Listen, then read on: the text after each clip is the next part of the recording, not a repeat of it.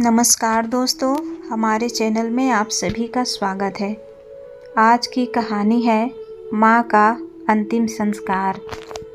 विदेश में रह रहे बेटे ने जब अंतिम संस्कार में पहुंचकर अपनी माँ के हाथ में चोट के निशान देखे तो वह अचंभित हो गया और नौकर से बात करने पर उसे नौकर ने जो बताए यह सुनकर वह हक्का बक्का रह गया, क्योंकि कोमल जैसे ही विदेश से घर वापस लौटी तो उसके भाइयों ने माँ के शव को शमशान घाट लेकर पहुँच रहे थे, तो वह भी सीधा शमशान घाट ही पहुँच गई।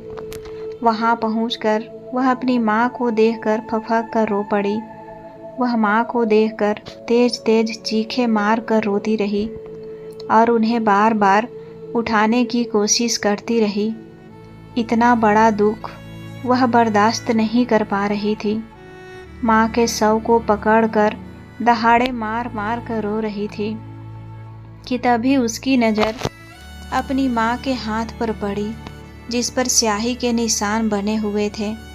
अपनी माँ के हाथ पर वह निशान देखकर कोमल आश्चर्यचकित हो गई और ज़ोर से चिल्लाने लगी कि कोई मेरी माँ की लाश को हाथ नहीं लगाएगा। खबरदार, जो किसी ने भी मेरी माँ को जलाने की कोशिश की तो। इतना कहकर उसने अपने भाइयों के हाथों से मशाल दूर फेंक दी और लाश को जलाने से रोक दिया। भाई समझ चुके थे कि ऐसा क्यों कर रही है। वह जल्दी से जल्दी चिता को अग्नि लगाने की कोशिश करने लगे और कहने लगे कि माँ के जाने के गम में शायद इसका मानसिक संतुलन बिगड़ गया है। ऐसा कहते हुए वे लोग अपनी माँ की चिता की ओर बढ़े तो कोमल अपनी माँ के चिता के पास ही लगकर खड़ी हो गई और बोली, अगर किसी ने भी माँ की चिता को जलाने की कोशिश की तो मैं माँ के साथ जिंदा जल जाऊंगी। कोई मेरी माँ की चिता को हाथ नहीं लगाएगा। यह कहती हुई कोमल ने झटपट पुलिस को फ़ोन कर दिया। यही सब सोचते हुए कोमल अपने बचपन के दिनों के याद करने लगी। सुखमती जी एक मध्यम वर्गीय परिवार की महिला थी और सामान्य तौर पर जैसे सभी लोग कहीं न कहीं गांव से जुड़े होते हैं, वैसे ही सुखमती जी वैसे तो एक गांव की महिला थी, लेकिन जब उनके बच्चे बहुत छोटे थे तभी वह अपने परिवार यानी अपने पति और बच्चों के साथ शहर में आ बसी थी। शहर में आने के बाद शुरुआती कुछ दिन तो बहुत ही मुश्किलें भरे थे। शुरुआत में तो ना खाने की रोटी थी, ना पहनने को कपड़े थे। वह बहुत ही सामान्य जीवन बिताया करते थे, क्योंकि सुखमती जी के पति देवीराम जी कोई बिजनेसमैन नहीं थे और ना ही उनकी बहुत अच्छी खासी नौकरी थी। शहर में आए तो कुछ पैसे लेकर आए थे और वही पैसों से उनका अब तक का खर्चा चल रहा था। लेकिन परिवार के साथ खर्चे बढ़ते ही हैं और पैसे कब देखते ही देखते फूर हो जाए पता ही नहीं चलता।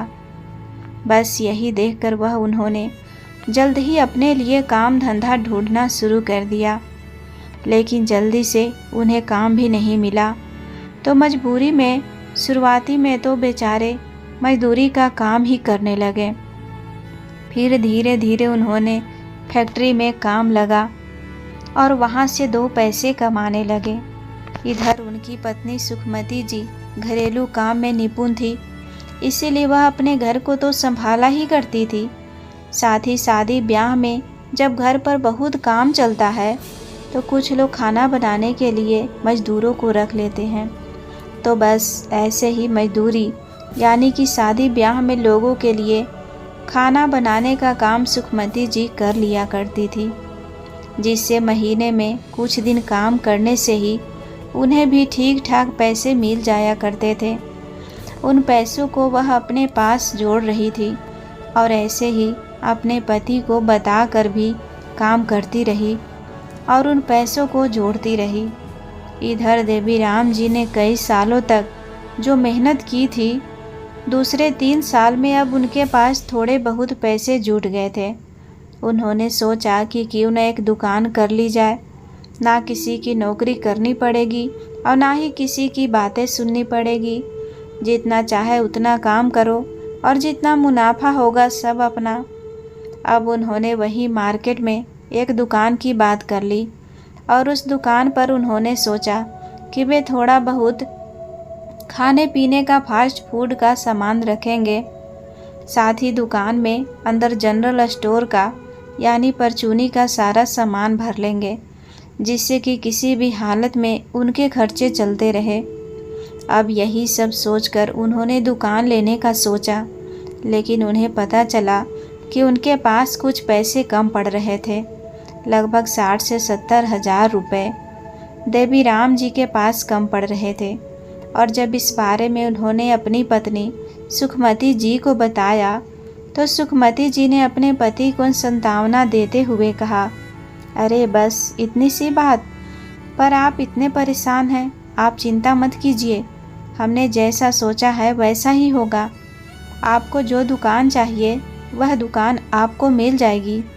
तब प्रश्न भरी नज़रों से अपनी पत्नी की ओर देखते हुए देवीराम जी बोले, अरे मेरी भाग्यवान, हो तो जाएगी पर कैसे होगी?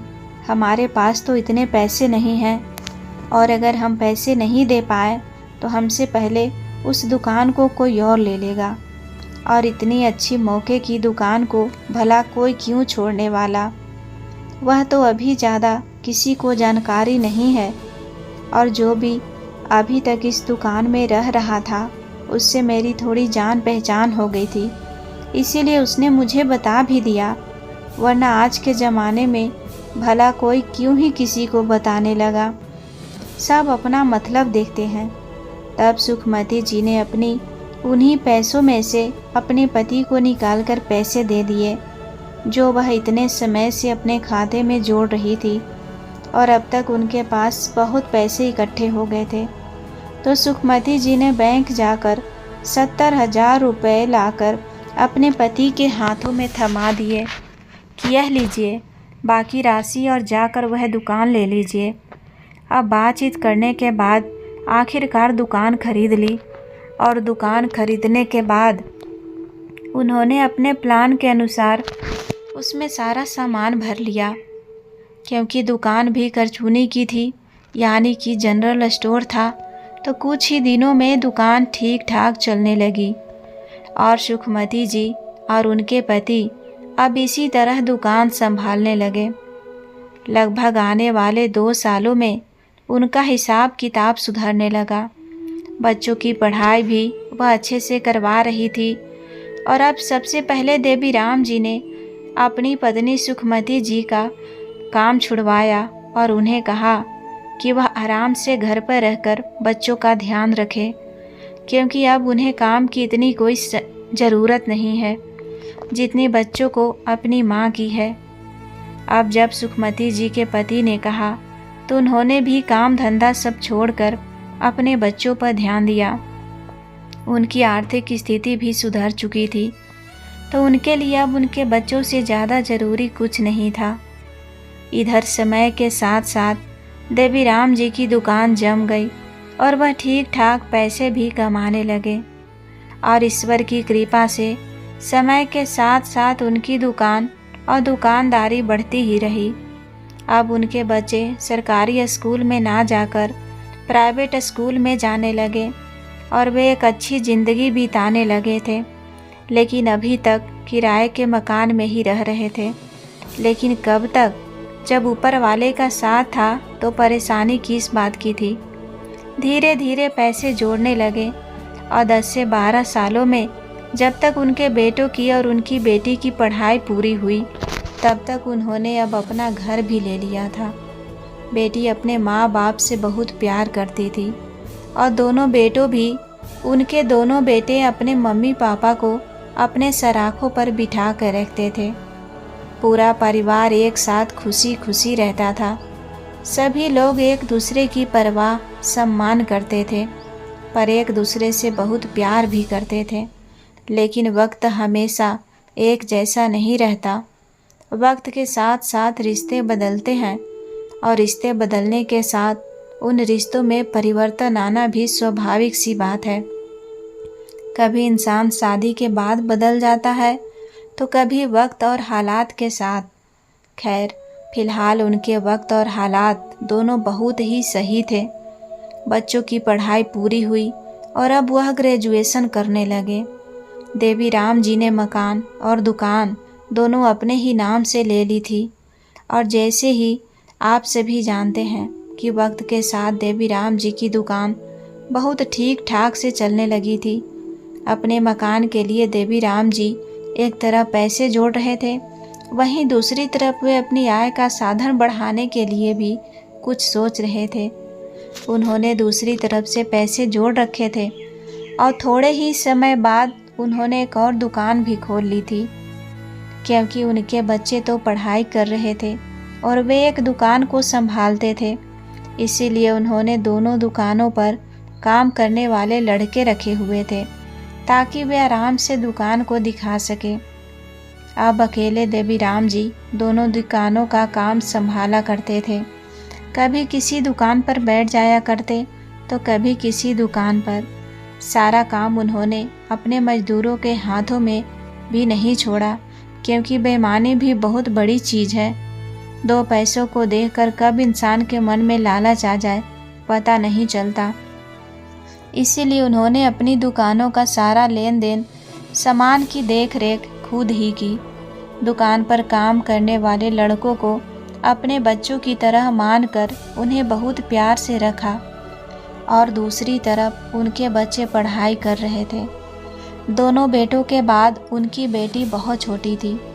लोगों के यहाँ बेटे होते होंगे मिन्नतों से, लेकिन यहाँ तो देवीराम जी की बेटी कोमल बहुत मिन्नतों के बाद हुई थी और इसीलिए वह घर में सबसे छोटी और बहुत शैतान भी थी। इसीलिए परिवार के सभी सदस्य उससे बहुत प्यार किया करते थे। लाड़ प्यार से पली हुई कोमल अपने माँ बाप की शान और अपने भाइयों की जान थी। सब बहुत प्यार करते थे। उस वक्त बीतने के साथ इधर उनके बेटों की ग्रेजुएशन भी हो गई और बेटों की ग्रेजुएशन के बाद उनके बेटों को वह क्या काम कर रहा है, उन्होंने अपने बेटे को बिठाकर उनसे बातें की और जानना चाहा कि उनके बच्चे आखिर क्या करना चाहते हैं। वह अपनी पढ़ाई के हिसाब से कोई नौकरी ढूंढना चाहते हैं या फिर अपने पापा का ही काम संभालना चाहते हैं। तो उस समय उन लोगों ने कहा कि पापा, जैसा आपको ठीक लगे हम वैसे करने को तैयार हैं, लेकिन पढ़ाई लिखाई हो या उनका पहनना ओढ़ना हो, किसी चीज़ में हस्तक्षेप नहीं किया था। जो उनका दिल करता वैसा ही रहा करते थे।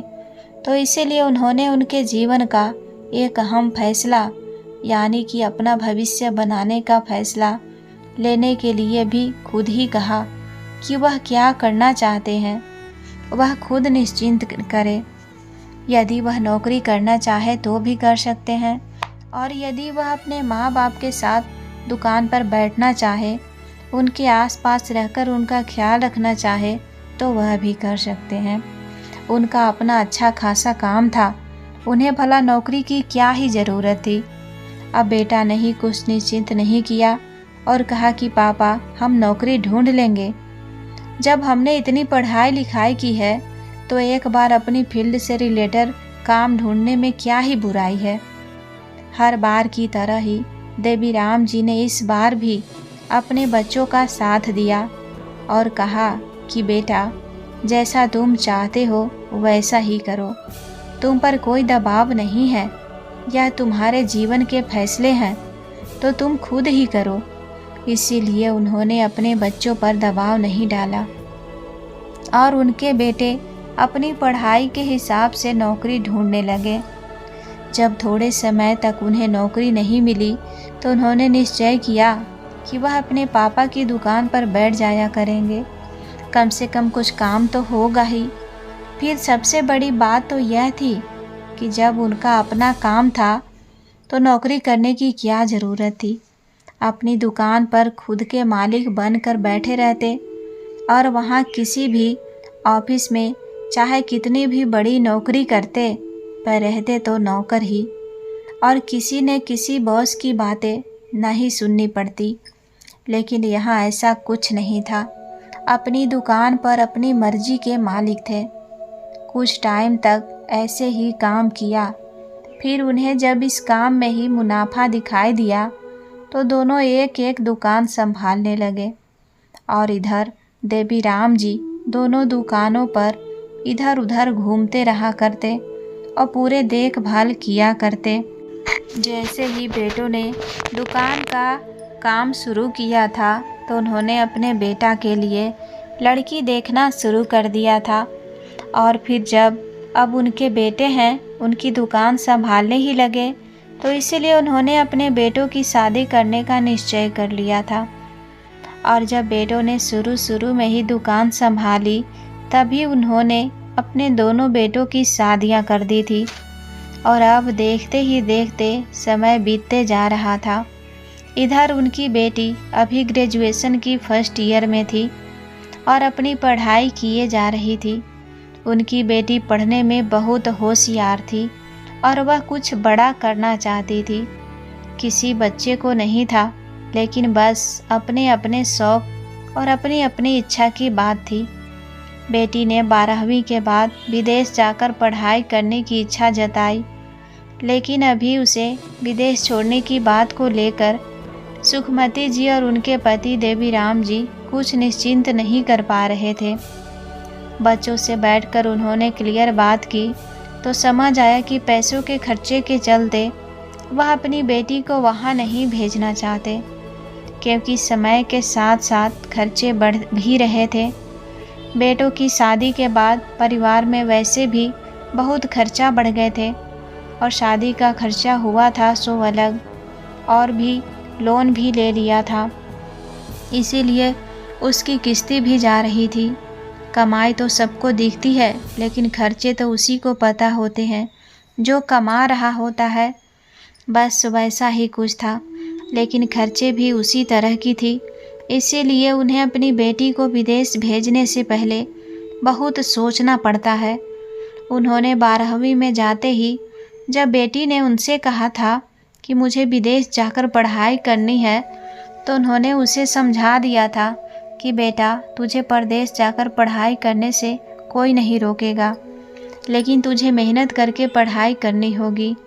और हमने सुना है कि सरकार भी ऐसे बच्चों की मदद करती है जो मेहनत करती है, पढ़ाई करते हैं और आगे बढ़ना चाहते हैं। कुछ फॉर्म निकलते हैं, शायद विदेश में पढ़ाई करने का मौका मिलता है, जिससे वह भी सरकार के खर्चे पर। तो बेटा, एक बार तू भी वह पढ़ाई करके देख लेना। यह बात उनकी बेटी कोमल को भी समझ आई और उसने 12वीं में बहुत मेहनत करके वह पेपर क्लियर कर लिया और इसीलिए अब वह विदेश में पढ़ाई करने के लिए जा चुकी थी और पूरा मन लगाकर विदेश में पढ़ाई कर रही थी। और यहाँ घर में बेटी के जाने के बाद दो बहुएं थी, इसीलिए बेटी की कमी इतनी महसूस नहीं होती थी। और फिर दोनों बहुएं बहन थी, इसीलिए उन दोनों में आपस में ठीक ठाक बनती थी।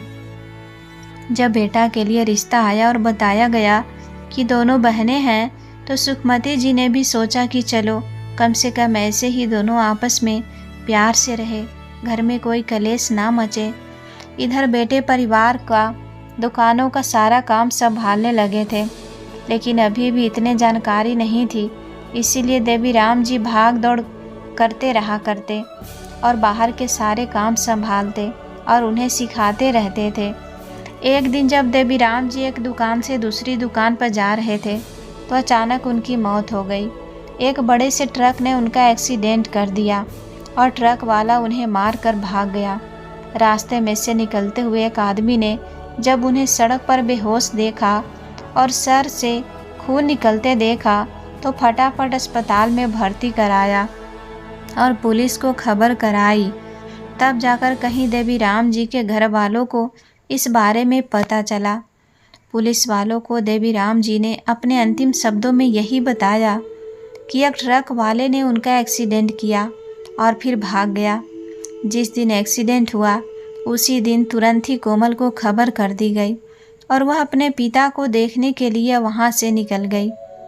अगली सुबह जब तक कोमल अपने देश पहुंची तब तक उसके पिताजी को होश भी आ चुका था और उन्होंने पुलिस वालों को बयान दिया उसमें एक्सीडेंट के बारे में बताई और अपने बेटा और बेटी को बुलाकर उन्हें यही समझाया कि बेटा, मैं अपने जीते जी तुम्हारी माँ को बहुत प्यार और बहुत सम्मान से रखा है। मेरे जाने के बाद अपनी माँ का पूरा ख्याल रखना, कभी किसी चीज़ के लिए तंग मत करना, उसका पूरा ख्याल रखना। शायद मैं उसका ख्याल अब नहीं रख पाऊँगा। अपने बच्चों से उनके यह शब्द कुछ आखिरी शब्द थे। उसके बाद जब देवीराम जी ने अपनी आंखें बंद की तो दोबारा उन्होंने कभी अपनी आंखें नहीं खोली।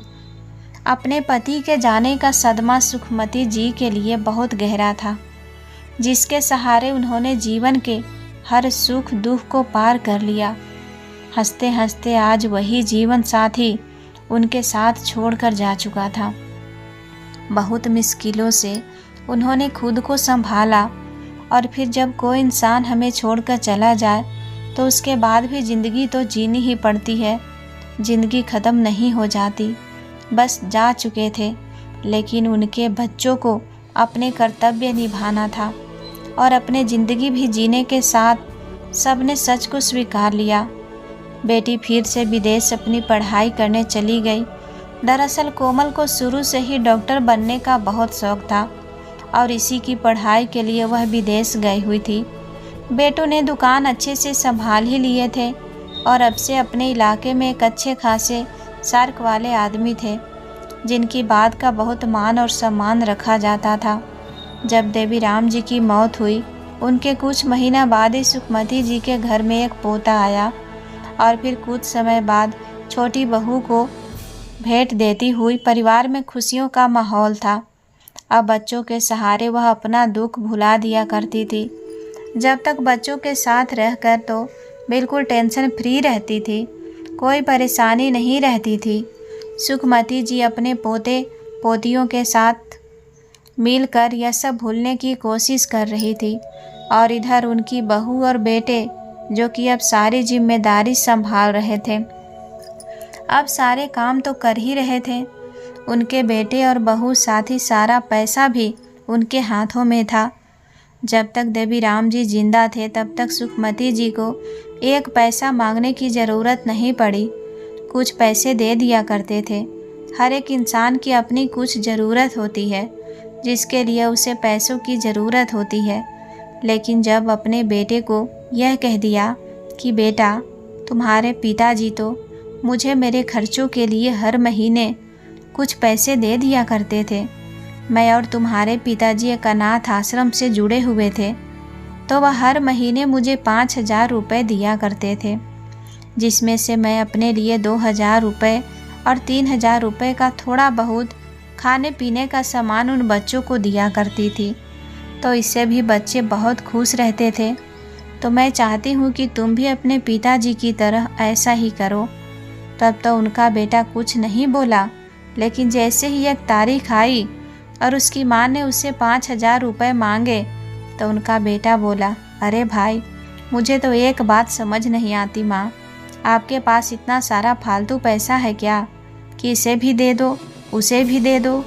एक तो पहले ही दरवाजे पर कोई भीख मांगने आ जाए तो आप उसे हमेशा ही कुछ न कुछ देकर भेजती हैं, कभी 50 तो कभी 100, और ऊपर से अब आपको 5,000 रुपये महीने के बच्चों के लिए दे दिया करूं।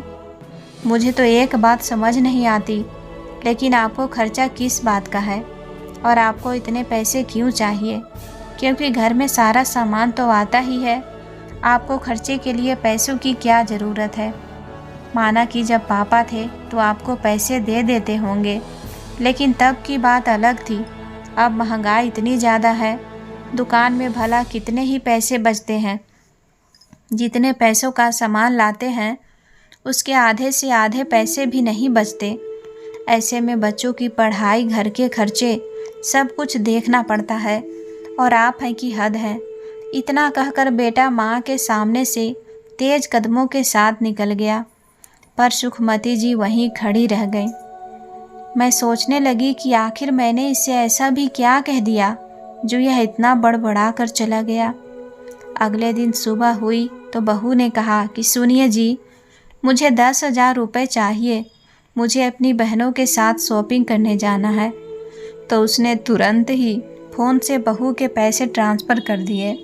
यह देखकर सुखमती जी को बहुत गुस्सा आया, लेकिन वह क्या कर सकती थी।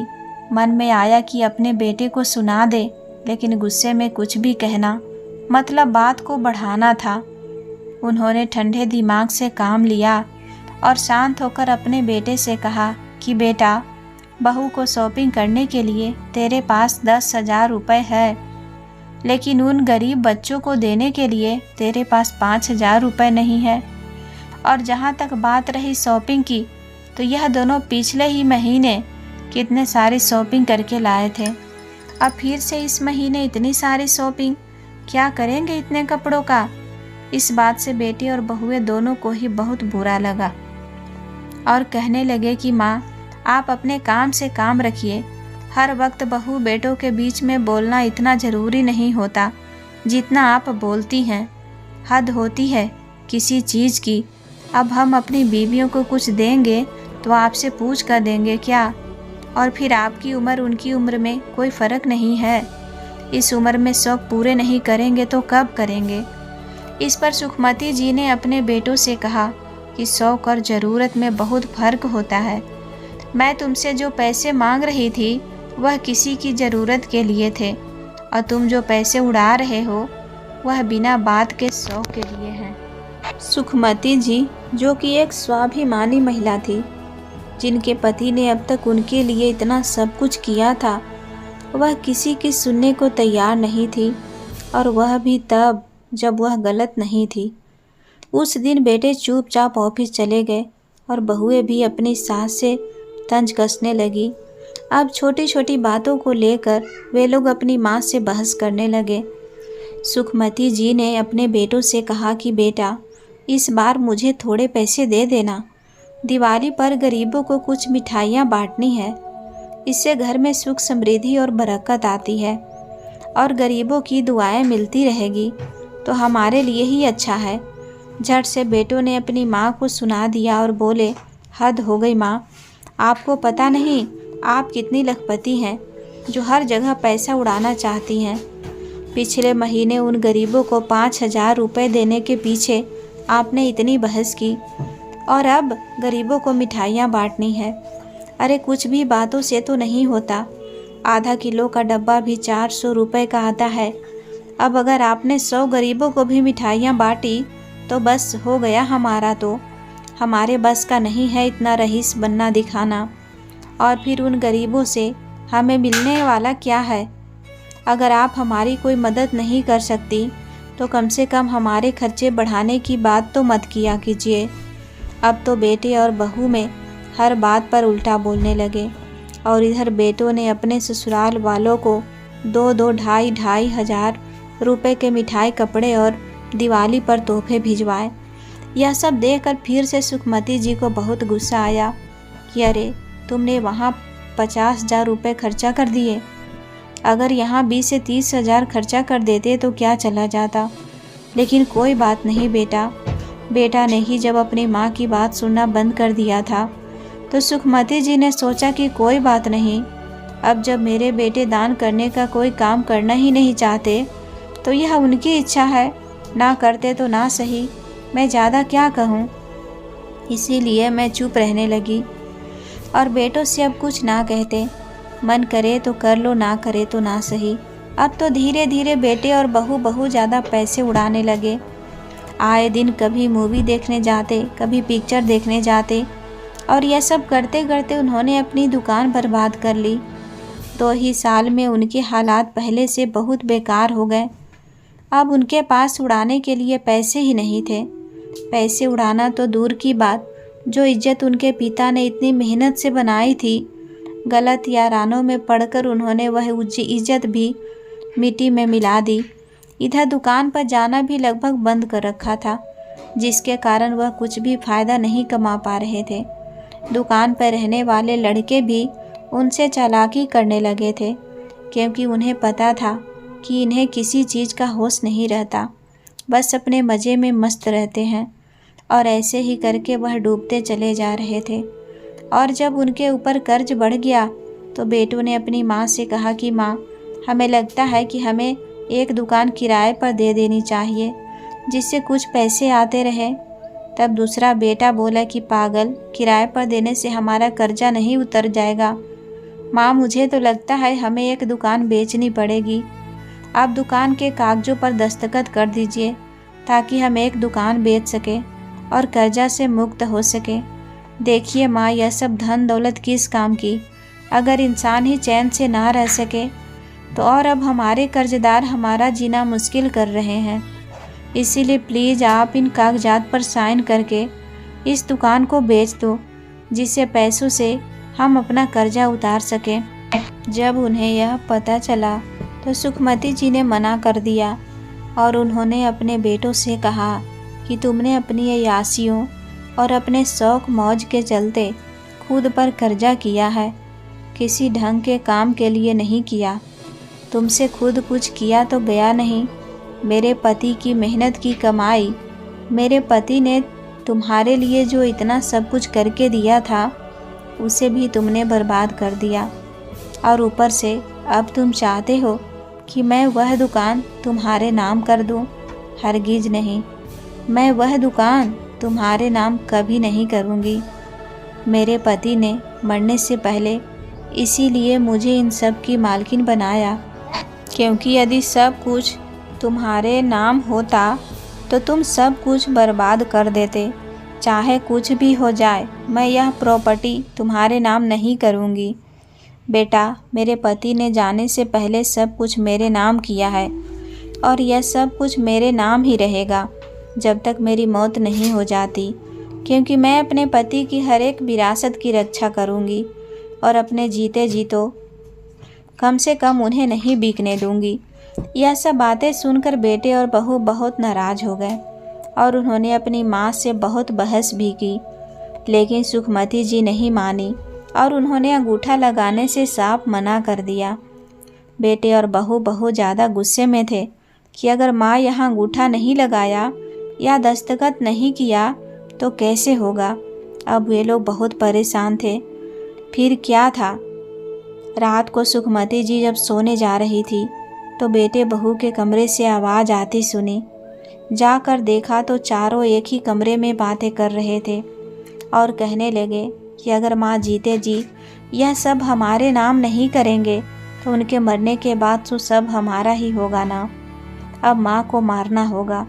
जब बेटे यह सब बातें कह रहे थे तो सुखमती जी ने यह सब सुन लिया और वह ऐसा सुनकर घबरा गई और वहाँ से भागने लगी, लेकिन उनके हाथ से कांच का गुलदस्ता टूटकर गिर गया। आवाज़ से बेटे बहू बाहर आ गए। अपनी माँ को देखकर वह उन पर टूट पड़े। किसी ने सर पर वार किया तो किसी ने हाथ पैर बांधे और फिर आखिरकार गला दबाकर उन लोगों ने अपनी माँ को जान से मार दिया। और फिर अपनी माँ की हाथ के अंगूठे के निशान, सभी कागज और हाथ पर ले लिए और भी कुछ खाली कागजों पर अपनी माँ के अंगूठे के निशान ले लिए और साथ ही दस्तखत करवा लिए। उन्होंने इस घर के कागज भी पहले से तैयार करवा रखे थे। फिर सोचने लगे कि आखिर अब इन सब का क्या किया जाए, कैसे अब इस हत्या को मौत में तब्दील किया जाए ताकि किसी को हम पर शक भी ना हो। तब उन बेटों ने अपनी ही माँ को उनके ही कमरे में पंखे से लटका दिया और अगले दिन सुबह होने तक का इंतज़ार किया और सुबह होते ही चीखने चिल्लाने लगे। आसपास के लोग इकट्ठे हुए और वह अपनी माँ को लेकर वहीं रोने लगे कि पिताजी के जाने का आपको इतना बड़ा सदमा लगा कि आपने आत्महत्या कर ली। बेटी को जब यह सब पता चला तो वह भी बेचारी वहाँ से तुरंत ही निकल पड़ी। उसके पिताजी तो पहले ही दुनिया छोड़कर जा चुके थे और 2 ही साल के अंदर लगभग उसकी दुनिया वीरान हो गई थी। वह 2 ही साल में अनाथ हो गई थी। अब उसका कोई नहीं रह गया था सिवाय मतलबी भाई और भाभियों के। जैसे ही वह इंडिया पहुंची, उसे पता चला कि उसकी माँ के शव को वे लोग शमशान घाट लेकर पहुंच रहे हैं, तो वह सीधा शमशान घाट ही पहुंच गई। वहां पहुंचकर वह अपनी माँ को देखकर फफक कर रो पड़ी। पूरे रास्ते वह वैसे ही रोती आई थी और अपनी माँ को देखते ही वह तेज तेज चीखें मार कर रोती रही। और उन्हें बार बार उठाने की कोशिश करती रही। उसका कलेजा फटा जा रहा था। आखिर इसका अब रहा ही कौन इस पूरी दुनिया में। इतनी भीड़ के होते हुए भी वह पूरी तरह अकेली थी। इतना बड़ा दुख वह बर्दाश्त नहीं कर पा रही थी। अपनी माँ को पकड़कर दहाड़े मार मार कर रो रही थी कि तभी उसकी नज़र अपनी माँ के हाथ पर पड़ी, जिस पर स्याही के निशान बने हुए थे। ऐसा लग रहा था जैसे किसी ने स्टाम्प पर अंगूठा लगाए हो। अपनी माँ के हाथ पर वह निशान देखकर कोमल को बहुत अजीब लगा और वह उस निशान को देखकर आश्चर्यचकित हो गई और वहीं जोर जोर से चिल्लाने लगी कि नहीं, कोई मेरी माँ की लाश को हाथ नहीं लगाएगा। खबरदार, जो किसी ने भी मेरी माँ को जलाने की कोशिश की तो। इतना कहकर उसने अपने भाइयों के हाथ से मसाल दूर फेंक दी और लाश को जलाने से रोक लिया। यह सब देखकर सब लोग चौंक गए कि यह ऐसा क्यों कर रही है, लेकिन उसके भाई समझ चुके थे कि यह ऐसा क्यों कर रही है और वह जल्दी जल्दी से चिता को अग्नि लगाने की कोशिश करने लगे और कहने लगे कि माँ के जाने के गम में शायद इसका मानसिक संतुलन बिगड़ रहा है, लेकिन हमें माँ की आत्मा की शांति के लिए यह तो करना ही होगा। यह सब कहते हुए वे लोग अपनी माँ की चिता की ओर बढ़े तो अब कोमल अपनी माँ की चिता के पास ही लगकर खड़ी हो गई और बोली, अगर किसी ने भी माँ की चिता को जलाने की कोशिश की तो मैं माँ के साथ जिंदा जल जाऊंगी। इसीलिए जब तक मैं नहीं कहती कोई मेरी माँ की चिता को हाथ नहीं लगाएगा।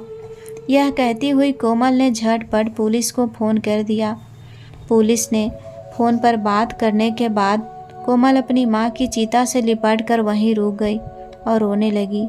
इतनी ही देर में भाइयों ने बहुत कोशिश की कि वह किसी भी तरह से अपनी माँ की चिता को आग लगाए, लेकिन गांव वालों के सामने जब कोमल ने खुद को भी अग्नि के सपोर्ट करने की धमकी दी तो सब लोग रुक गए और इतना ही समय में कोमल के लिए काफ़ी था। इतनी ही देर में वहां पुलिस भी पहुंच चुकी थी। पुलिस ने वहां पहुंचकर देखा कि कोमल की मां के हाथों पर स्याही के निशान लगे हुए हैं, वह भी केवल एक अंगूठे पर। ऐसे में कोमल के साथ साथ पुलिस वालों की भी सुखमती जी के बच्चों पर शक हुआ। अब उन्होंने सबको अपनी हिरासत में लिया और पोस्टमार्टम के लिए भेज दिया। जैसे ही पोस्टमार्टम की रिपोर्ट आई तो पता चला कि उनकी मौत तो दम घुटने से ही हुई है, लेकिन मौत से पहले उनकी बहुत हाथापाई भी हुई थी। शायद सचमुच यह आत्महत्या नहीं है बल्कि मर्डर है, क्योंकि मरने से पहले उनके साथ मारपीट की गई है। उनके सर पर भी चोट के निशान मिले और हाथ पैरों पर भी। बस पोस्टमार्टम रिपोर्ट में इतना साबित होने के बाद वे लोग बहुत घबरा गए। इधर कोमल अपनी माँ को इंसाफ देने के लिए पूरी तरह से तैयार थी और इधर उसके भाई और उसकी भाभी के हाथ पांव फूल रहे थे। उन्हें ऐसा लग रहा था कि दिन प्रतिदिन कोमल सच की और करीब जा रही है। ऐसे में क्या कर सकते थे, लेकिन कोमल डायरेक्ट अपने भैया भाभी का नाम नहीं ले सकती थी क्योंकि उसके पास कोई सबूत नहीं थे। अब वह अपने घर पर ही रहने लगी, वापस विदेश नहीं गई थी। अभी तक रहे उसने अपने कॉलेज से 15 से 20 दिन की छुट्टियां ली और अपनी माँ के कातिल को ढूंढने के इरादे से वह निकल पड़ी। वह अपनी माँ के कातिल को जेल में पहुँचने के लिए सबूत ढूंढ रही थी, जिसके चक्कर में अधिकतर भाग दौड़ करती रहती थी। एक दिन जब वह पुलिस स्टेशन से वापस लौट रही थी तभी उसकी नज़र अपने पुराने नौकर पर पड़ी, जो कि बाजार में बढ़िया सा कपड़े पहने घूम रहा था। उसे अचानक से इतने अच्छे वेशभूषा में देखकर कोमल सोच में पड़ गई और बोली कि आखिर उसके पास इतने पैसे कहाँ से आए। अपने शक को यकीन में बदलने के लिए उसने पुलिस वालों को बुलाया और सारी बातें बताई। पुलिस ने भी शक के बिना उसे हिरासत में ले लिया और थोड़ी सख्ती से पूछने के बाद उसने बता दिया कि दरअसल जिस रात सुखमती जी के बेटों ने उनका कत्ल किया था, उस रात में ही यह नौकर उसके घर में ही था और उसने उन्हें अपनी माँ को मारते हुए देख लिया था। वह अपनी माँ को मारकर पंखे पर लटका रहे थे, तभी इस नौकर ने उन्हें देख लिया था। उन लोगों ने उसे अपना मुंह बंद रखने के लिए बहुत सारे पैसे दिए थे, पूरे 50 लाख रुपए दिए थे। इस बात को राज बनाए रखने के लिए जब बयान लिया, सब सुना तो उसके रोंगटे खड़े हो गए कि कितनी बेदर्दी से 2 बेटों ने अपनी ही माँ को मार डाला। कोमल ने गुस्से में आकर अपने भाइयों को बहुत बातें सुनाई और गुस्से में आकर उसने उन पर हाथ उठा दिया, लेकिन पुलिस वालों ने कोमल को उनसे दूर किया और कहा कि मैडम, आप निश्चिंत रहिए, इनके कर्मों की सज़ा तो इन्हें हम दिलाएंगे। और आखिरकार कोमल के भैया और भाभी सबको जेल हो गई। उन्होंने जैसे कर्म किए थे वह उनके कर्मों की सज़ा भुगत रहे थे और आज जेल में कैद हैं। वहीं कोमल ने दोनों दुकानों को अच्छे से संभाला और ऐसे ही 2 भरोसेमंद लड़कों को दुकानों पर छोड़ दिया और विदेश रहकर अपनी पढ़ाई को जारी रखी, क्योंकि 1 साल से भी कम समय की उसकी पढ़ाई बची थी। तो वह जल्दी अपनी पढ़ाई ख़त्म करके वापस लौटी और अपनी भांजी, भतीजा, भतीजी जिन्हें उसने बोर्डिंग स्कूल में डाला था, बोर्डिंग स्कूल से लेकर अपने घर पहुंची। उसने अपने माँ बाप की और एक बेटी होने का फ़र्ज निभाया। दोस्तों, उम्मीद करती हूँ आपको कहानी पसंद आई होगी। कहानी पसंद आए तो वीडियो को लाइक करें। चैनल पर पहली बार आए हैं तो सब्सक्राइब करके बेल आइकन घंटी ज़रूर दबा लें। धन्यवाद।